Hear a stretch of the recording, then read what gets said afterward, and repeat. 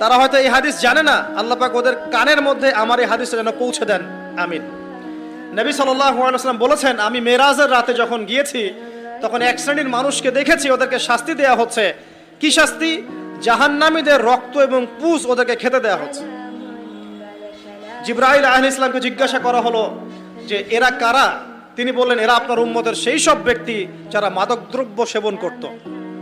আল্লাহ রাব্বুল আলামিন তার হাবিবের মাধ্যমে জানিয়েছেন, যখন কোনো মুসলিম মাদক সেবন করে বা কোনো ব্যক্তি মাদক সেবন করে তখন 40 দিন তার নামাজ কবুল হয় না। এরপর যদি সে তওবা করে তাহলে আল্লাহ পাক তার তওবা কবুল করবেন ইনশাআল্লাহ। যদি সে আবারও মাদক খায় তওবা করার পর, আবার 40 দিন তার নামাজ কবুল হবে না। যদি সে আবার তওবা করে আল্লাহ পাক আবার তাকে মাফ করে দিবেন। যদি সে আবারও মাদক খায় আবার 40 দিন তার নামাজ কবুল হবে না। তারপর যদি আবার তওবা করে আবার আল্লাহ তাকে মাফ করে দিবেন। এরপরেও যদি সে আবার মাদক দ্রব্য সেবন করে, নবী সাল্লাল্লাহু আলাইহি ওয়াসাল্লাম বলছেন তাকে আল্লাহ রাব্বুল আলামিন পরকালে মৃত্যুর পরে তিনাতুল খাবাল পান করাবেন। তিনাতুল খাবাল। জিজ্ঞাসা করা হল, ইয়া রাসূলুল্লাহ, তিনাতুল খাবাল কি জিনিস? নবী সাল্লাল্লাহু আলাইহি ওয়াসাল্লাম উত্তর দিচ্ছেন, এটা হচ্ছে জাহান্নামীদের রক্ত, মাংস, এগুলো পুড়ে পচে যে রসটা বের হবে, এটা হচ্ছে তিনাতুল খাবাল।